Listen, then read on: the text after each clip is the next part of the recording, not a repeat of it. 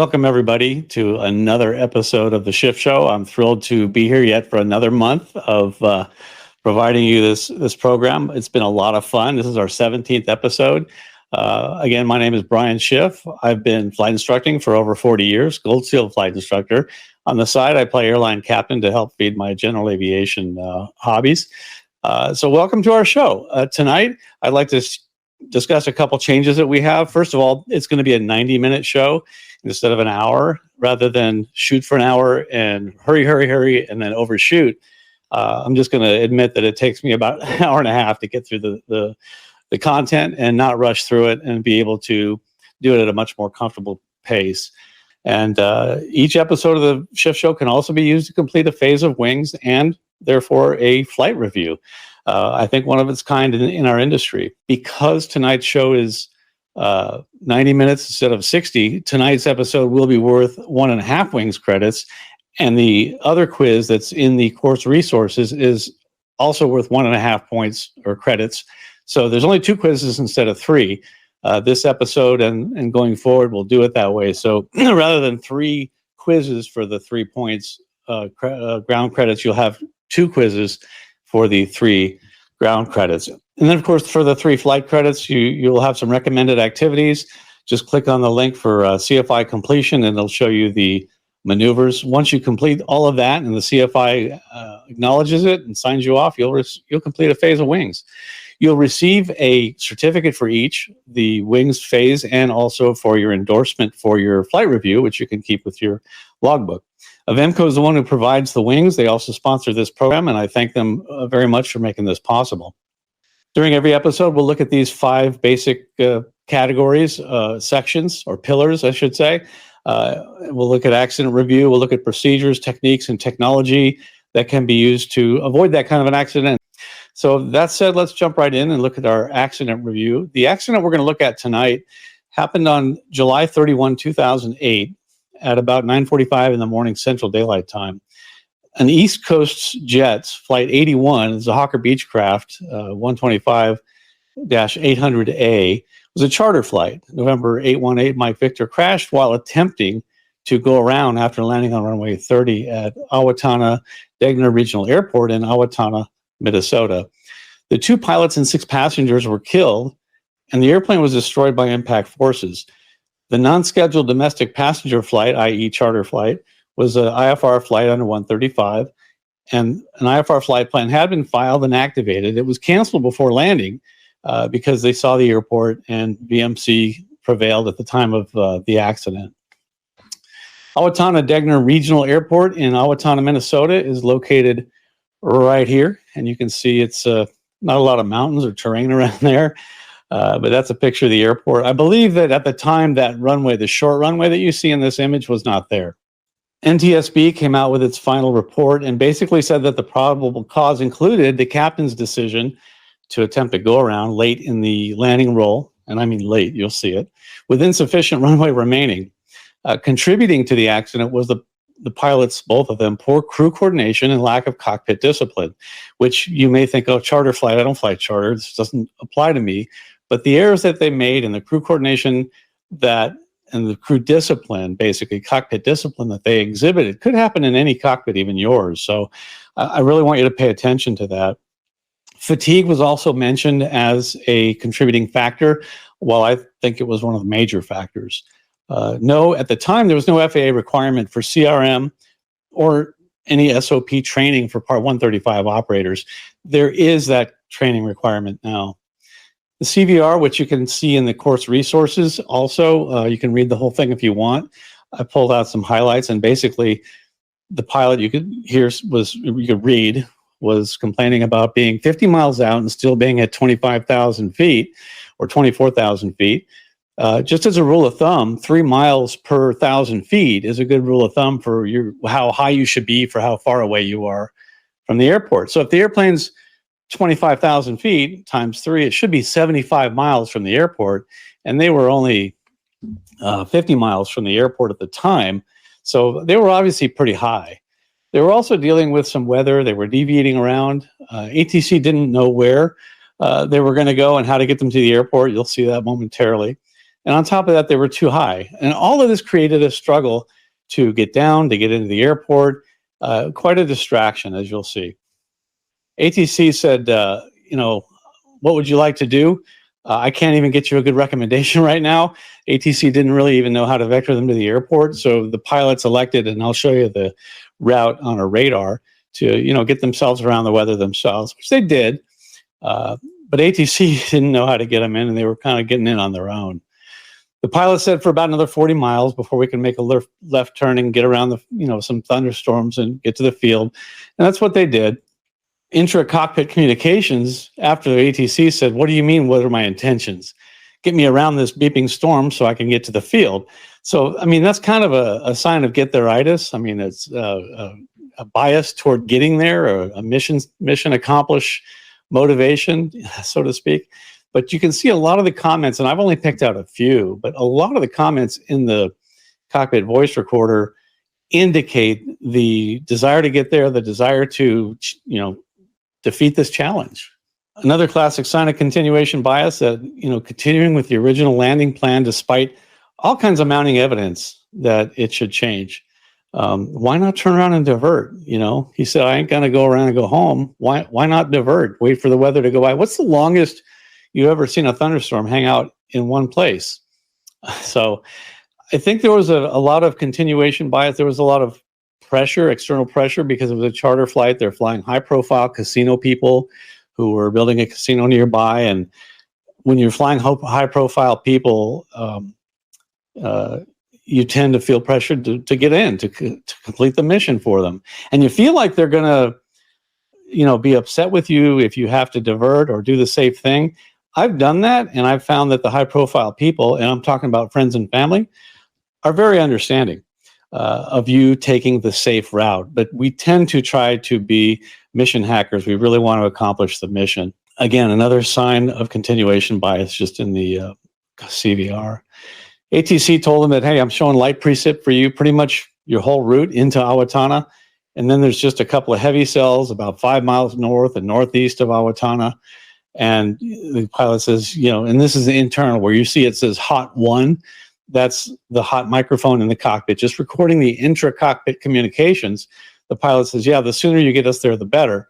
Again, racing the clock. And you've heard me say 2 speeds. I'm going to talk about that again a little bit later. I say it all the time. But when you find yourself racing the clock, or you need to hurry, or the sooner the better, these are red flag words. So just be very aware when you hear yourself talking about things like that. This was the weather. This was their route. You can see they kind of had to go around this weather to the north and then back to the south to intercept the final approach to the airport. The weather observation at the time, and this was 21 minutes before they landed, was reporting winds calm, visibility 10 miles, which means greater than 10, thunderstorms and rain in the area, 3,500 scattered to 4,500 broken, 9,500 overcast. Temperature was 16, dew point 16. That's another flag when you see temperature and dew point are the same. What could possibly go wrong, right? And what that means for new pilots is that you could anticipate possibly having fog or low visibility. Altimeter 2986. Looking at the altimeter changing, the trends of altimeter settings kind of tell you a good sign of whether this kind of weather is approaching the area or leaving the area. So if you see the altimeter setting going down, and this is, I think, 2-minute weather, the AWOS that they had was every 2 minutes. So on the way into an airport like that, when you know there's weather in the area, listen to the AWOS, see what the altimeter trend is. If it's going down, the weather's approaching. If the altimeter is setting there, or the pressure is rising, that means it's on its way out. And again, the remarks were lightning in the distance, all quadrants. Again, that weather they listened to, the AWOS, was 21 minutes before they landed. There was a lot of conflicting information on the what the winds were actually, but the NTSB performance study, which if you really want to get into the nuts and bolts and math of the performance of the airplane, the wind, right down to the coefficient, the friction coefficient of the wet runway, it's all in that performance study. But they said the winds were like an 8-knot tailwind component, and they landed on runway 30. So you'll see when you see the video, and I get into this, that if they had just landed on 12, this would have gone a lot differently. This is the headwind they would have had. And again, this app that I'm using, it shows a 7-knot headwind. It's identical wind and 180 degrees around on the runway. So it should have been an 8-knot headwind, not a 7-knot headwind. In any event, that's about a 15, 16-knot difference in ground speed, and that would affect the landing roll quite a bit. And again, the runway was wet. So I wasn't going to show this video, but I want to because I want to bring the reality of it, and I also want the shocking factor of it to actually hear the audio of an accident. If you don't want to hear it, turn the volume down for a couple minutes. I'll warn you now, there are also some bad language, some bad words used, but I think it brings the reality of this to the forefront, makes you realize this isn't just a lesson. It's not something fake. This was real people, real passengers, real pilots, and they perished in this accident. And all it was everything going normal, but they were rushing and they got down to do a landing and tried to do a go around a little bit too late. So here's the video, and then we'll talk about it after. Damper.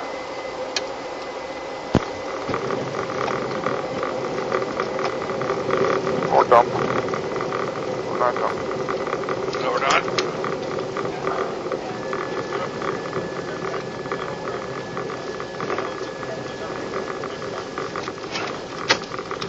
Flaps.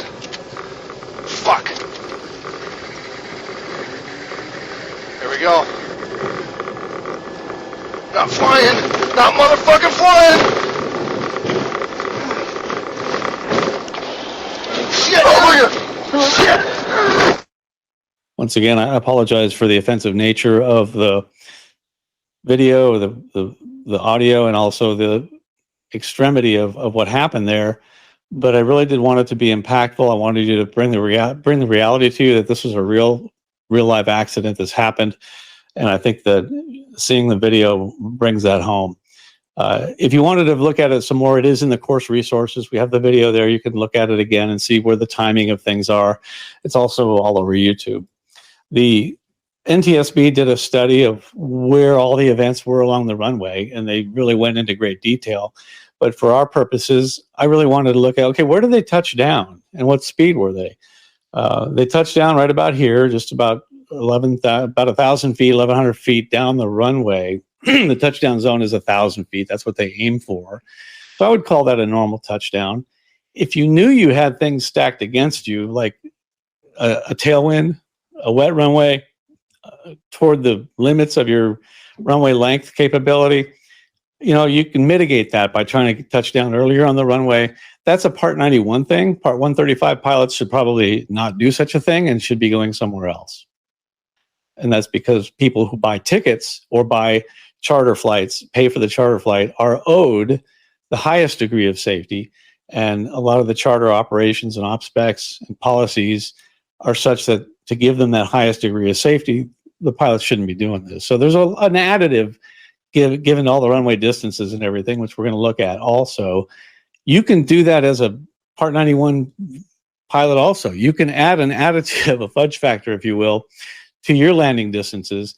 I'll talk about that a little bit more later as well. But just because they're required to doesn't mean that you can't. Further down the runway, right about here, with about 3,000 feet remaining, is where they noticed that they had, you'll hear, they said in the audio, and it's also in the transcript, that they said no lift dump. And that means the spoilers didn't deploy. And that was not an automation problem or an aircraft problem. It was a user error. The pilot did not deploy the speed brakes because they were supposed to be done manually, and it just didn't happen. Upon realizing that and how much runway they were using, at that point, I think they could have stopped if they just maximized braking and full reverse thrust or anything they can do at that point. I'm not sure if the Hawker has reverse thrust. I don't think it does. In any event, maximize braking. I think they could have still stopped, even on a wet runway. But at worst, they would have went off the end at a slow speed. Instead, they applied go-around power. The power was heard increasing at about 1,000 feet remaining on the runway, which means they probably advanced the thrust levers a little bit before that, given the lag that would happen in the engines before they spin up, which either way, that's a bad decision to be making. And I think I attribute that to poor decision-making, fatigue. I'm not quite sure why they made that decision. It's pretty egregious. And of course, they impacted the localizer antenna about 1,000 feet off the end of the runway.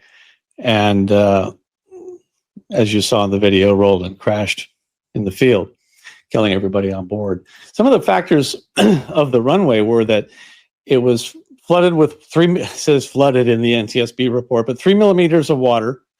Flaps were full at 45 degrees. The lift dump was not deployed, and that was the spoilers, and that was the pilot's doing.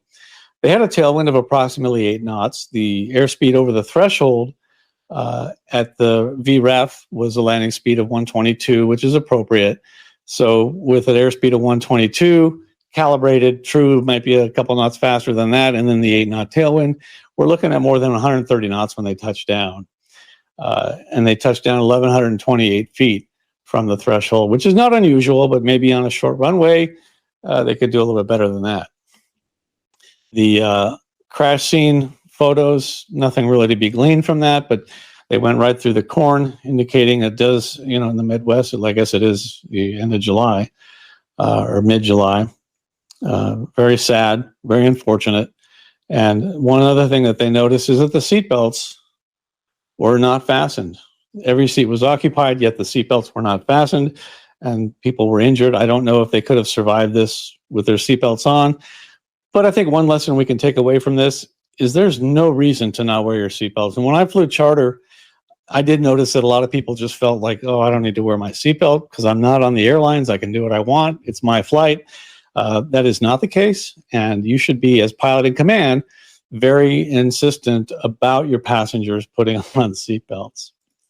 The runway, in case you're wondering, was 5,500 feet long by 100 feet wide. Two key factors in this case are that they landed with a tailwind and it was a wet runway. The AWOS they obtained that you could hear on the NTSB heard on the CVR was 21 minutes old. And with thunderstorms in the area, that kind of weather changes rapidly. Again, approach speed 122, airport elevation 1146. It's the dry, no wind landing distance is 4,200 feet. So that should work. With a 10-knot headwind, it's only 3,900 feet. With a 10-knot tailwind now, we're looking at 5,069 feet, but that's on a dry runway. Add wet runway to that, and that's for normal touchdown about 1,000 feet down the runway. You add 15%, that's what they add for that, and that gives you 5,800 feet required for landing, meaning if they would have done the landing assessment as is required today, that they would have looked at this and said, we can't go into there. The runway is just not long enough for the conditions. And if you knew this, like I said earlier, and you're going into this airport, you knew you'd be taking this kind of risk, that kind of thing, mitigating that belongs in Part 91, but not Part 135. And I would argue it doesn't even belong in Part 91. We shouldn't be mitigating something that, we have control over that. We don't have to go into that airport. That said, the NTSB found that had they stayed on the ground and not initiated the go-around, they would have exited the runway between 23 and 37 knots, depending on factors, and stopped about 100 to 300 feet beyond the runway in the grass in the designated safety area. And this is a foot stomper for a quiz you might see later, but a late rejected landing can be more dangerous than continuing to stop, even if it means going off the end of the runway. So keep that in mind. Have in mind for your airplane, your runway, what's the latest point I would go around? Generally speaking, you can go around after touchdown. It's called a rejected landing. But I wouldn't go much into the rollout before I started committing to, okay, we're not going around at this point. Some runways, yeah, you land a 172 on a 10,000 foot runway. Yeah, I could almost come to a stop and then do a takeoff. But evaluate your runway, know your conditions, and decide that for yourself. In this case, they had very poor crew coordination. If you look through the transcript, you'll see that the lack of cockpit discipline was rampant. They didn't run checklists. They didn't do an approach briefing, all of which is required now. It wasn't totally required back then. And they didn't discuss the weather. In fact, the co-pilot was doing things off to the side, doing menial tasks like calling the FBO and doing things that the captain was putting his own gear down, doing his own checklist.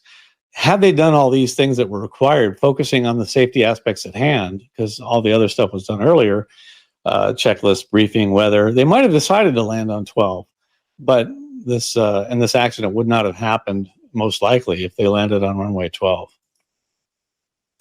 So that's the accident. There are all kinds of procedures that the FAA tries to teach us, that we teach students to try to avoid this kind of an accident. This is the kind of stuff that's in the books, the FAA books, the FAR, the AIM, the ACS. Pilot fatigue in this accident was formally cited as a contributing factor that likely impaired both pilots' performance in decision-making during approach and landing at Owatonna. The fatigue showed up the NTSB concluded that fatigue likely impaired both pilots' performance alongside poor crew coordination and lack of cockpit discipline. The investigators noted that although the crew had been awake for only about 6 hours and had not flown for several days, both pilots obtained less than their typical amount of sleep. And this is something you really want to pay attention to. And at the airlines, they're teaching us fatigue risk management and how to manage fatigue. It's becoming a very big deal because it is a very big deal. They didn't get their typical amount of sleep the night before the accident, creating a bit of a sleep deprivation of sleep. Rather than acute last-minute exhaustion, it was just kind of sleep, deprivation, where you don't really notice it. You're not tired, but you do have a debt of sleep. The captain's profile, well, witnesses said that he normally went to bed around midnight, and he normally, or the night before the accident, I should say, he went to bed around midnight, got about 5 hours of sleep before an early report time. His family said that he normally gets 11 to 15 hours per day. Now, that's a long nighttime sleep, plus he had a substantial daytime naps also, suggesting there could be some kind of unrecognized sleep disorder here and an unusually high sleep need. But the important thing is that he got less than what he normally gets. And that's very consistent with slowing, the updating of your plans, poor risk assessment, and delayed responses, as we saw in this accident. The first officer, he had chronic and intermittent insomnia before the trip. He had accumulated also a sleep debt by staying up late and then rising at his normal get-up time. On the accident day, he obtained about 6 hours of sleep versus his usual 9.5. Again, less than his typical rest. I'm just jealous of anybody who can get 9.5 hours of sleep a day. He sometimes self-medicated with his fiancee's Ambien because the FAA restrictions made him reluctant to seek formal treatment. Toxicology found that typical therapeutic level of Ambien was in his blood, and the investigators assessed that the issue was the chronic sleep loss, but not the residual drug effect of Ambien.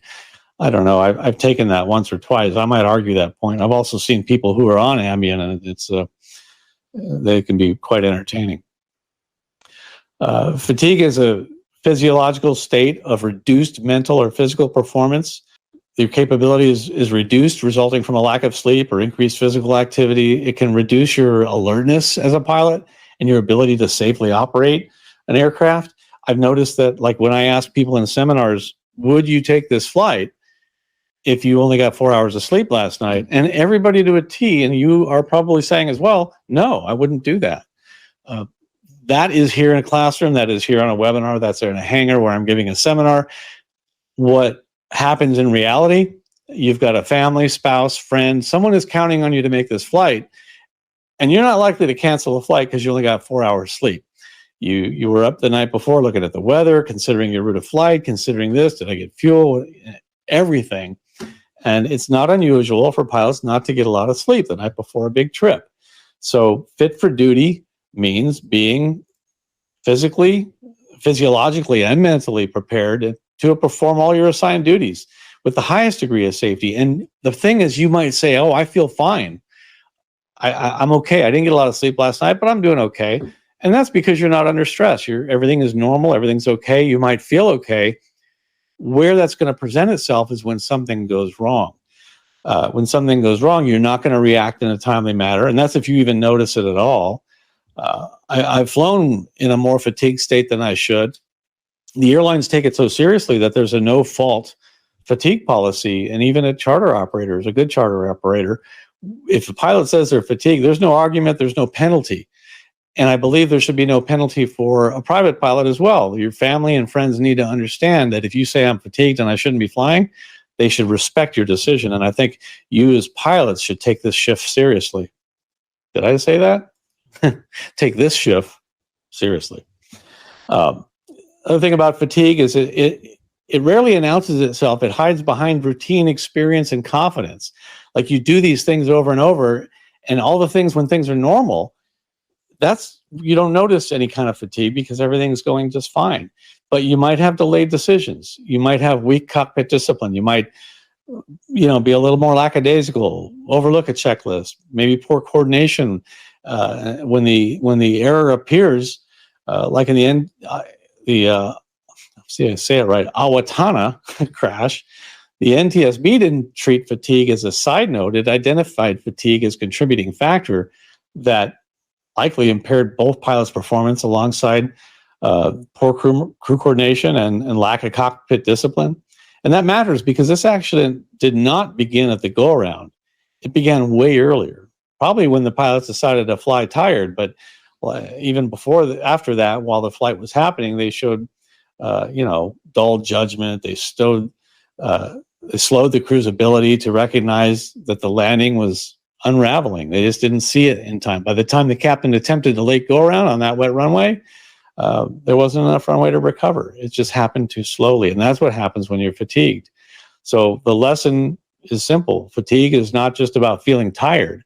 It's a performance killer that quietly erodes your judgment, your communication skills, and the timing of your completing tasks. When pilots are fatigued, the safest decision is often made too late or not made at all. And we saw that here.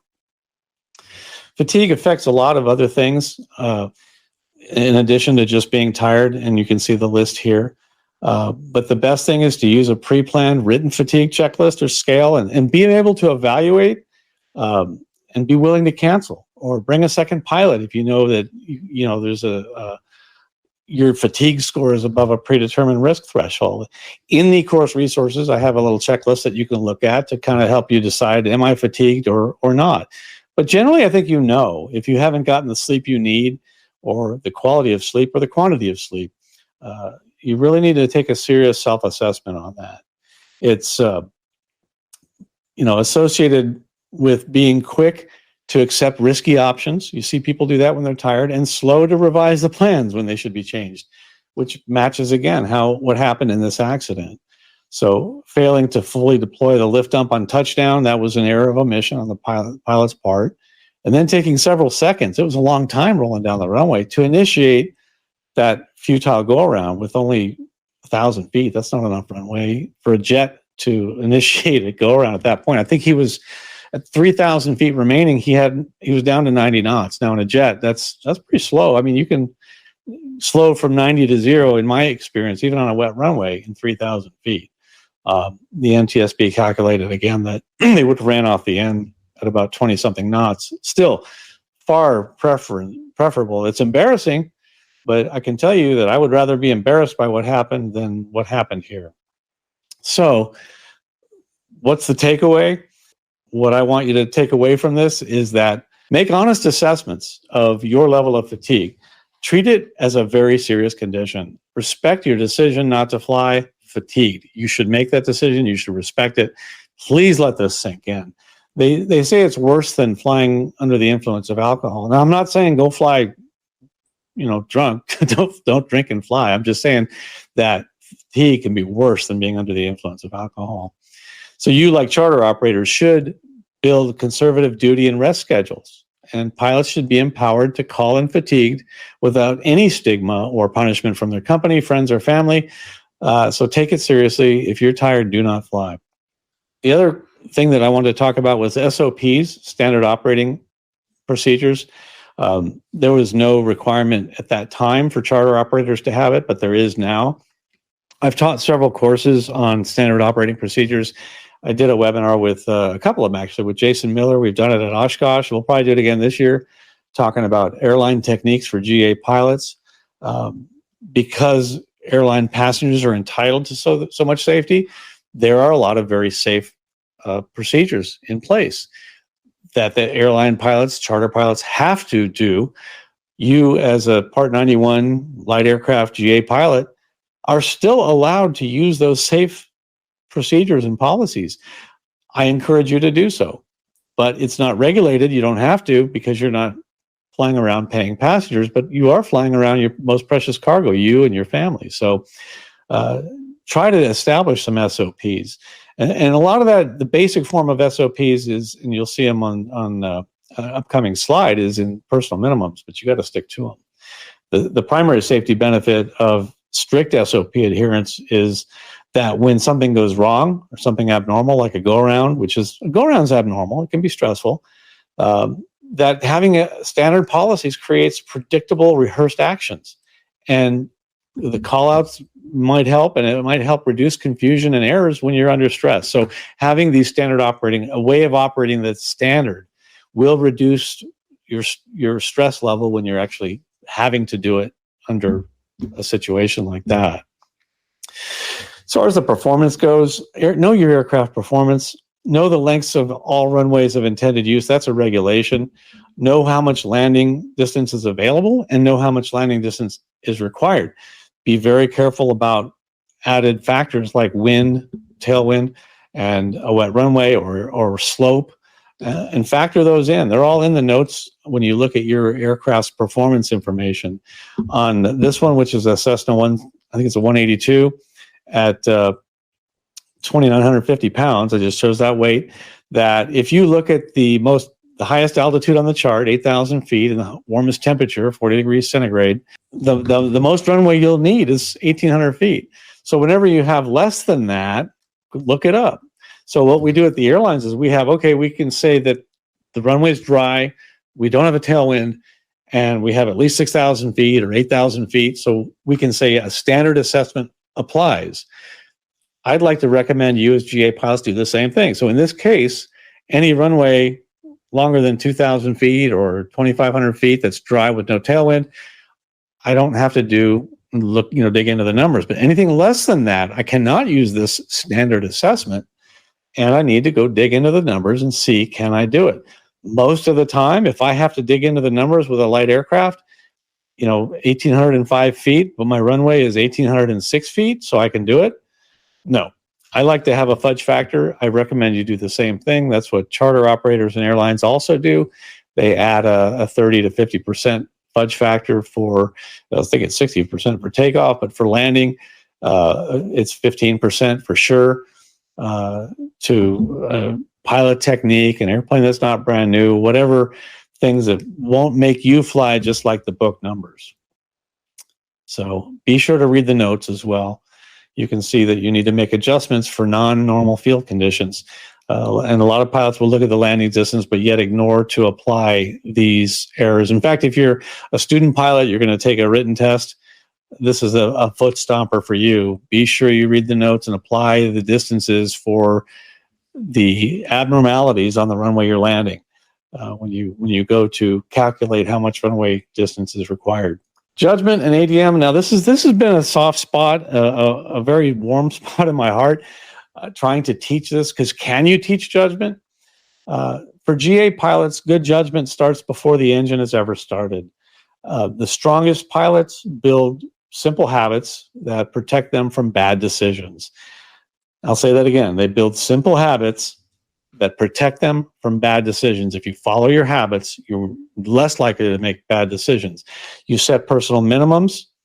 You have personal weather and runway limits that you use.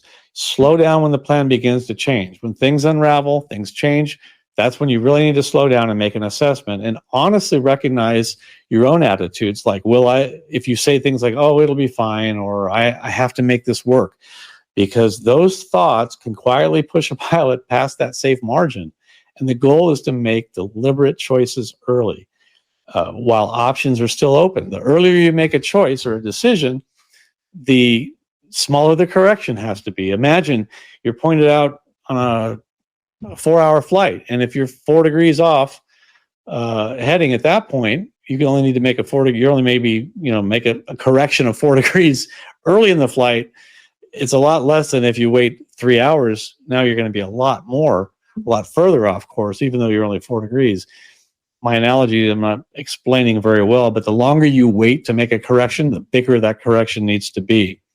The goal, again, make deliberate choices, make them early while your options are open. Instead of waiting until pressure, fatigue, weather, or pride turn your situation into an accident chain.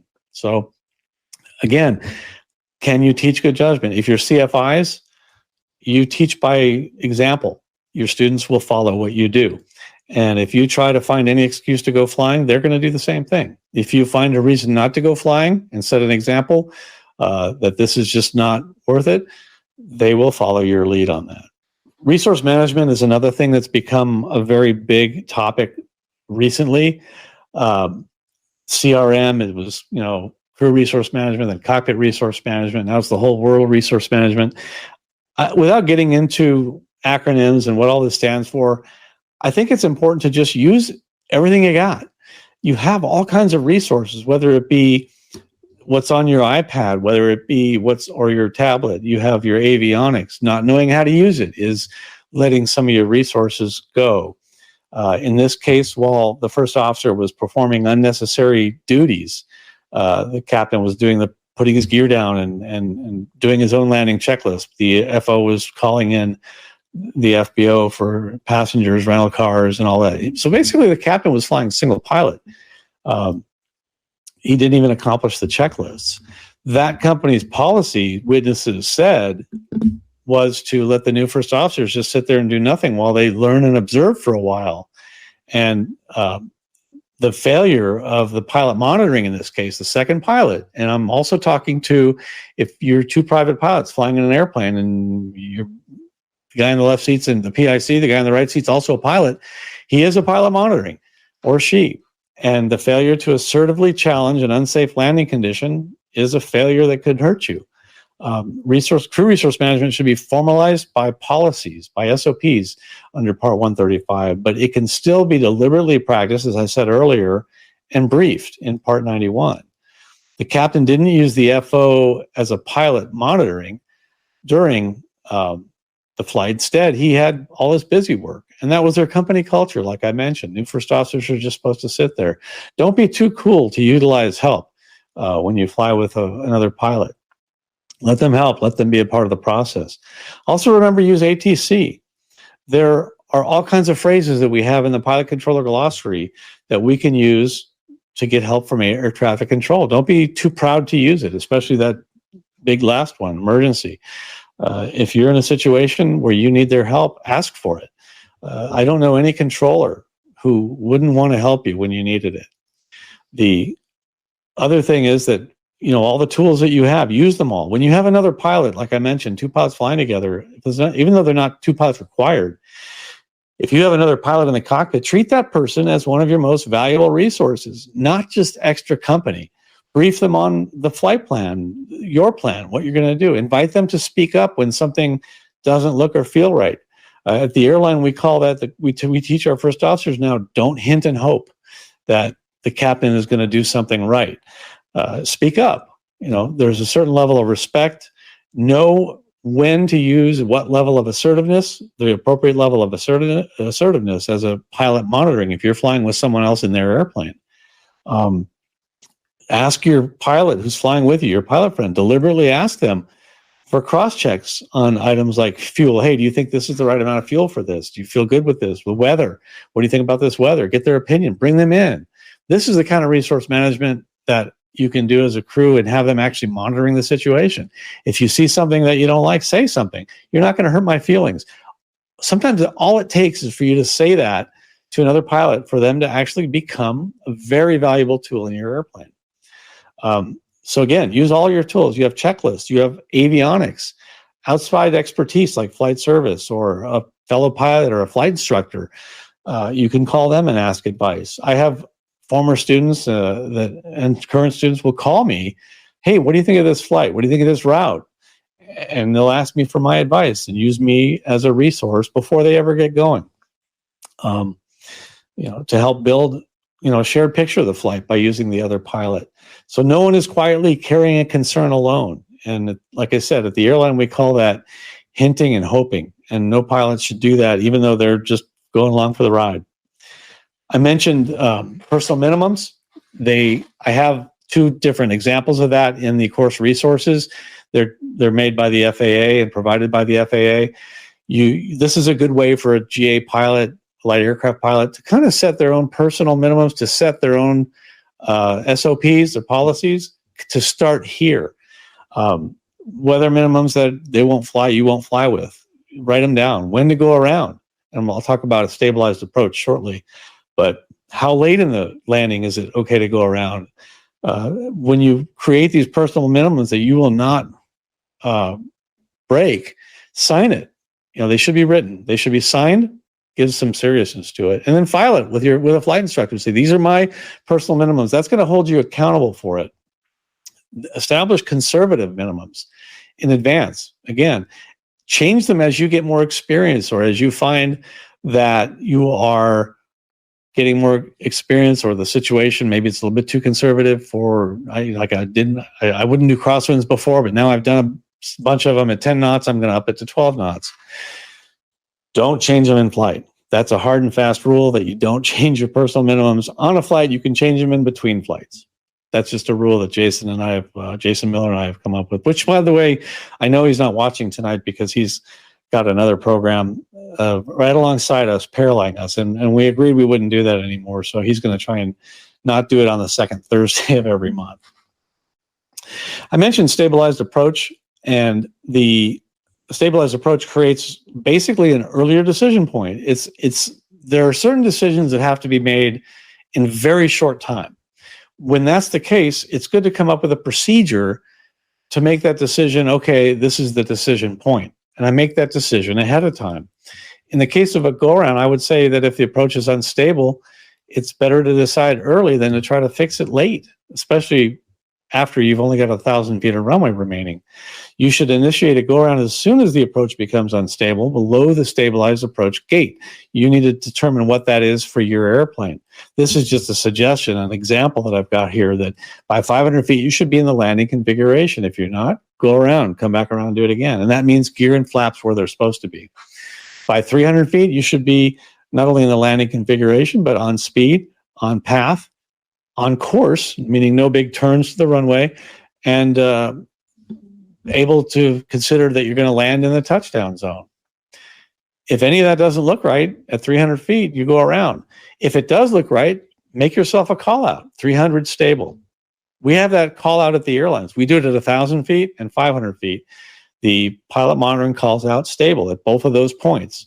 And we have different criteria for IMC and VMC, and you can do the same thing. Whatever you think is appropriate for you, make these criteria, force yourself to get into a stabilized approach. I'll tell you a story of what we used to do at the airlines. Is we used to basically have this contest, captain, co-pilot. We'd start a descent from 30,000 feet. We'd get a visual approach clearance, and we could see who will do a visual approach and who can add power the latest. In other words, spin it up the power at 300 feet, and then on the next leg, I spin up the power at 500 feet. Well, then the captain won. So we don't do that anymore. It's almost like it used to be a challenge to be efficient. If I have to add power, I'm not managing the energy, managing the airspeed and altitude and drag properly, and I could have done better. And it was a game we played. We had a lot of long landings, a lot of runway excursions off the end, a lot of blown tires. And since the airline industry have come up with this stabilized approach policy, we dirty up earlier, we get on speed earlier. I got to tell you, it is so comfortable. It's boring, but boring is good when you're in an airplane. When you're flying a light airplane, I do it the same way in my small airplane. Now I have a Citabria, yes, and sometimes I will like to do a short approach and make it fun. But I have that predetermined, okay, if I'm doing a short approach, here's how I'm going to do it. And those criteria change. They get a little bit shorter and closer to the runway. But if I'm just doing a normal landing and I'm not stabilized by 200 feet in my airplane, I'll go around. I want to see a stable approach, and it makes a big difference. You'll feel so much more comfortable if you employ this technique in your flying. Make it a vow that you will follow your personal minimums, and it should be a line that you do not cross. Again, If you're going to change your minimums, that's okay if they're too conservative, but change them between flights, not during a flight. So those are the things that the FAA is teaching. They are in all the books. Believe it or not, stabilized approach is in the Airman Certification Standards now. It's in the Airplane Flying Handbook. It's becoming a more common thing, and I think we're being safer as a result. Looking at some techniques, the techniques that I have developed from all the accidents that I've studied, and I've studied a lot of accidents, I've come up with two really big common denominators in all of those accidents. One of them you hear me say a lot. Many of you already know what I'm going to say. And not the next slide, but the two after that, I'm going to cover those two most common denominators that if you were to employ these techniques in your everyday flying, I believe that you will reduce the chances of having an accident by somewhere in the high 90s%, because most accidents that I study seem to have this common denominator. Before every flight, I want you to do something. I want you to evaluate the entire flight, and I want you to identify the threats. Look at what is it that is going to get me on this flight. Ask yourself, what are the threats? In this case, it was external pressure of high-profile passengers. If you're flying your family to a holiday party, go a day early. You can get rid of some of that stress, but that's a pretty big stress. Or you're flying somewhere to catch a cruise that leaves at a certain time, and you better get there. That adds a lot of pressure. Try to alleviate that by going early. That's the pressure. Is the threat is that I have get-there-itis. The mitigation is I leave earlier, or I have a backup plan by having an airline ticket. So identify the threats. Then, once you've done that, identify how you're going to mitigate those threats. And that's where we usually fall short. Most of the time, it doesn't take a genius to say, yeah, I'm flying into the mountains at night in IMC. Those are some threats. Okay. But don't stop there. The important pilot, the good pilot, does the important act of mitigating. Okay, how am I going to mitigate this threat? I'm going to leave myself an out. I'm going to go higher. I'm going to fly higher at all times. I'm going to make sure that I've got backup instruments. Maybe I'm only going to perform this flight on a night where there's a full moon, or at least enough moon to give me some light, because where I'm going is very dark. Whatever the case may be, identify your threats and mitigate those threats. Okay, now, the two common denominators. One of them I said earlier. I think I say it in most of the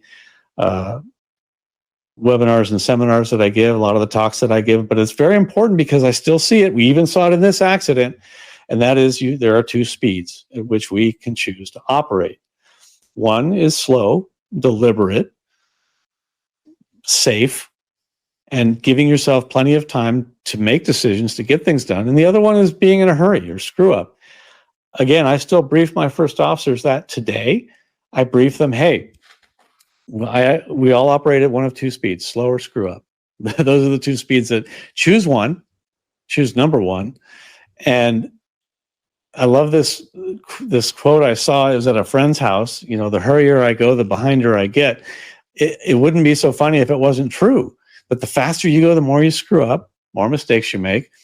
And you have less time to fix those mistakes, but it does genuinely seem to me that you take longer to do something when you do it in a hurry. If you're driving faster and you get a ticket, guess what? It took longer, or an accident, even worse. So be slow, operate deliberately slow. I tell my first officers, if you're flying with another pilot, to say, hey, if you see me hurrying or rushing to comply with ATC, we are compelled to do that as pilots, and I don't know why.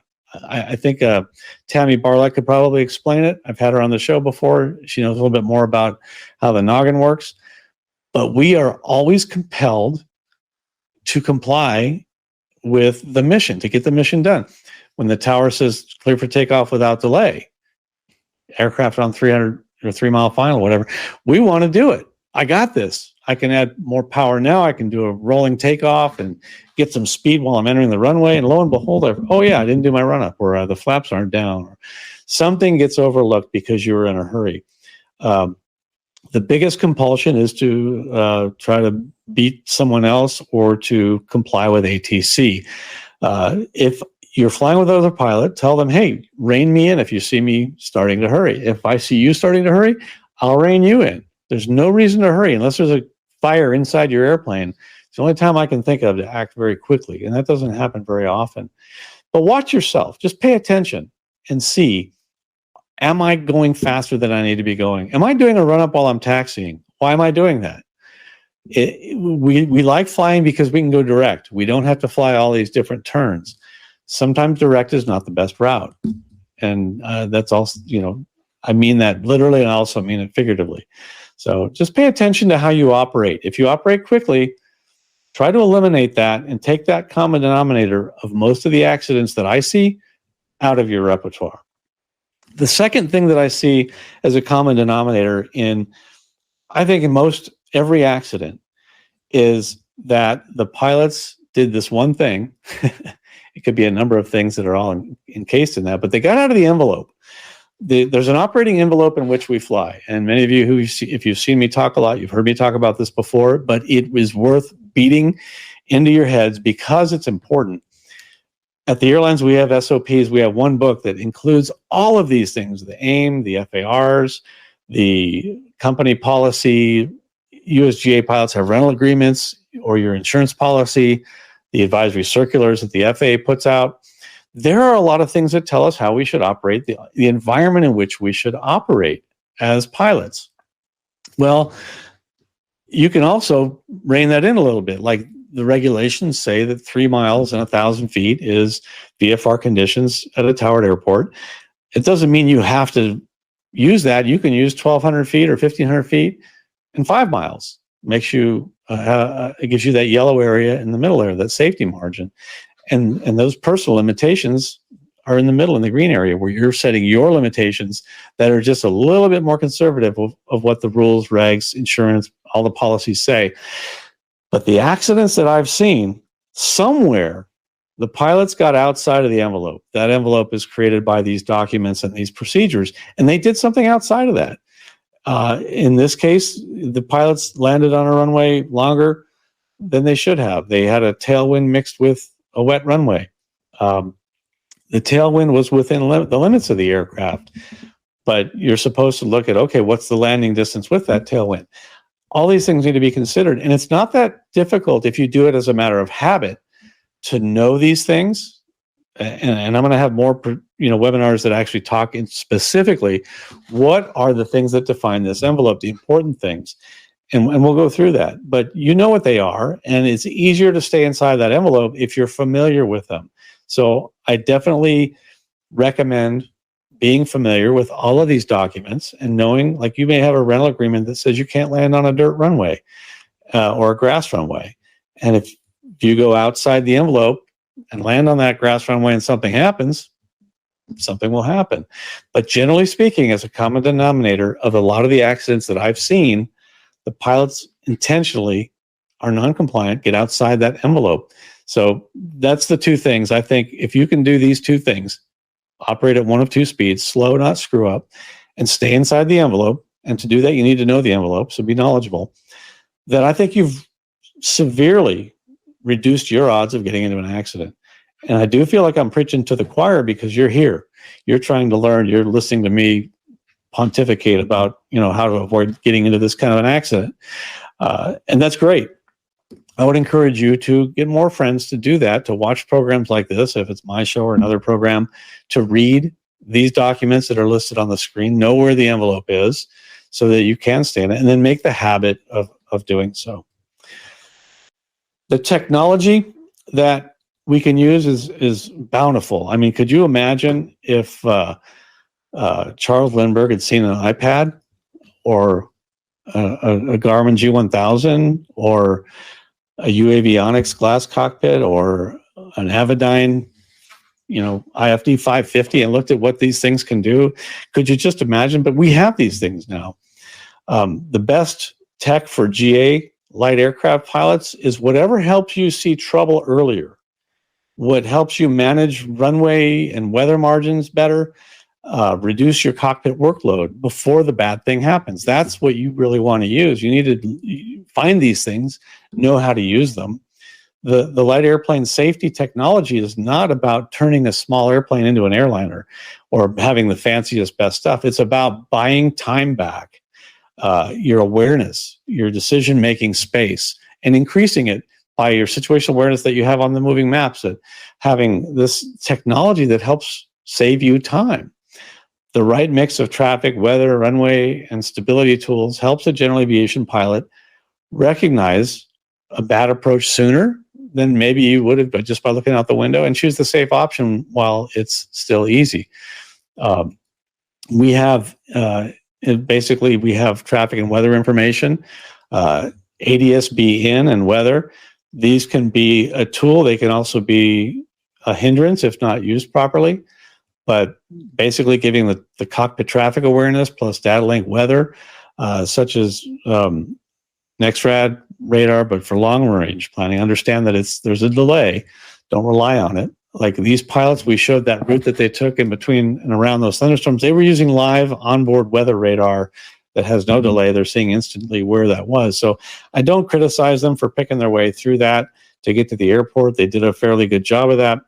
But do not try that with NEXRAD, with ADS-B in or Sirius XM weather. That weather is good for long range planning, but not for close-in tactical navigation around the weather.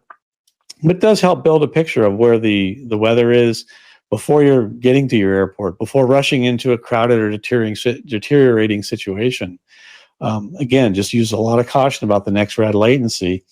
A tablet moving map with airport diagram is, that's golden. I remember when that came out. Now we use it so much that when I don't have a GPS signal and I don't have the "you are here" blue triangle moving around on my airport map, I'm almost lost. I have to look out the window and figure out where I am, read the signs, get the map and look at the map and look out the window and do it the old-fashioned way. It makes me realize what a valuable tool that is. If you have it out and use it, know how to use it, know its limitations, but then also know how to go back and revert to the old-fashioned way of doing it should you lose your GPS position. On that note, another thing that crossed my mind while I say that is to watch out for these military jamming bulletins that come out. Another one just came out. That's happening a lot. We have maps that show us where GPS is being jammed.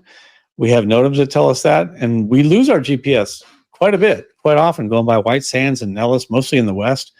You could have 8 GPSs on board. A good friend of mine was ferrying a 182. He had an iPad, an iPhone, 2 Garmin's. He had all these GPSs in the airplane. Not one of them was worth a darn, other than a paperweight, because there was no GPS signal to be had. And that's when you need to go revert to your VOR tracking skills. And I encourage pilots, and I said this the other night on our Cockpit to Cal with Jeff Simon, that every now and then take it out of course tracking and just use your heading mode on your autopilot if you have one, so that you can practice finding a heading to actually track a course. Use your VORs every now and then to keep those skills alive. The other thing that is important is approach awareness when you're approaching an airport, because that's when you're getting close to the ground. Some technology we have now, the synthetic vision, is fantastic. It can really improve a pilot's awareness of spatial position relative to both to terrain, airspace, key features at night, obstructions, when the visibility is reduced, which can really support a more stable and disciplined approach. If you know where you are and you know where all these things are, even though it might be a little bit limited out there, even just having the sun in your face, these devices can help you as well. So know how to use it, know their limitations as well. And there are a lot of tools that you can use with those that a lot of people don't know about, such as like with the ForeFlight. If you're using synthetic vision on ForeFlight, you can tap the screen, drag it to the side to look left and right. And when you let go, a little timer is going to go so many seconds and then go snap back to forward view. You can pan up and down with the synthetic vision as well. But seeing obstacles and having a current database is obviously very important. Losing your GPS position with that, you might as well just throw it away and not look at it, because it's going to be worthless. It's telling you about obstacles that who knows where they are in relation to your aircraft. Vertical guidance approaches is another thing that if you have avionics, and I just bought this IFD 550 or 540, I'm really looking forward to setting up vertical guidance on that. You can set up a 3-degree path to any runway, and give you some backup. And again, if you're going to play with these toys, learn how to use it while you're on the ground. Set it up well in advance. Don't be setting it up while you're flying an approach. Don't turn it into a heads down device for sure. But it can eliminate a lot of guesswork on, hey, am I high? Am I low? When do I need to start my descent? Help you avoid getting fast and have unstable approaches when you get close to the runway. These tools are fantastic. The airspeed and altitude limitations, there are tools to help us keep track of that as well. I think the ForeFlight has an electronic flight bag runway performance tool that if you're paying for the right version of it, and there are other apps that also have it, you could even have a EFB version of your flight handbook for the airplane you're flying, make an Excel spreadsheet that works as well. Just be sure it's reliable to give you landing distance information, for landing performance information. You can take that Cessna 182 chart I showed you, create a wonderful Excel spreadsheet. Someone who knows a lot more about Excel than I do could make that, and we could plug in the tailwind, wet runway, all these factors, slope, and it will calculate a landing distance. And that is exactly what we have at the airlines now. We have a landing app that we look at. And if it's not a standard runway landing distance, a standard assessment, in other words, the runway is less than X number of feet, it's wet, we have a tailwind, we're above a certain pressure altitude, density altitude, then we need to go to the app and we plug in all the numbers and it tells us how much distance we need to land the airplane. GA has that too. ForeFlight has it. I don't know if the other apps have it. And again, you can make a spreadsheet that does it. The angle of attack systems that are coming out now are also fantastic. I have this UAvionics. I have the AV30 in my Citabria. Yes, it's overkill. It's fun to look at. I know when I've exceeded the critical angle of attack, my airplane tells me, but it's interesting to see how accurate this is. To have that, a lot of people have this and don't realize that there is an angle of attack indicator built into it. And it's really just showing you the difference between your flight path angle and your pitch attitude. It shows you your angle of attack is the difference between the two. But these instruments give real-time information about how close the wing is to its limit, how much energy is left in that wing. And if you want to extract every bit of energy as you can out of that wing, you want to get close to the critical angle of attack. Like say you're trying to get out of a downdraft. What's the, how much wing energy can I get out of that wing? And if you know where that critical angle of attack is, you might be able to recognize and feel it, but in turbulence, it could be tough. Anyway, the angle of attack indicators are great. I've played with a few of them. They're handy, they're fun. The other angle of attack indicator that's a very basic rudimentary kind is your control wheel. The closer it is to you and further away from the panel, the greater your angle of attack. Think about that. If there's a situation where that's not true, someone should write me and let me know. But generally speaking, the further back your control wheel is, the higher your angle of attack is. The other tools that we have are the autopilot, which should not be a crutch, but should be a tool. The autopilot flight director in light airplanes, they're fantastic. They're arguably better than they are in big jets now. Most of them are equipped with them, and these tools can really reduce your workload as a pilot. Again, use it as a tool, not a crutch, and you should still keep the airplane in your scan. The autopilots can give you more mental capacity for doing checklists, talking ATC, looking at a reroute, monitoring weather and traffic, and making early decisions, because the airplane says, okay, I'm flying for you. You can be a pilot monitoring now. But don't take for granted that it's going to do everything perfectly and fly the airplane perfectly. So again, trust but verify your autopilot.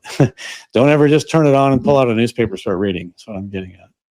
The fuel monitors or engine monitors can also give you early detection of a problem coming up with your engine. If the engine oil pressure started to drop or temperatures going up at a certain rate, these things are fantastic at monitoring your engine and will probably give you an indication of some kind before you might notice it.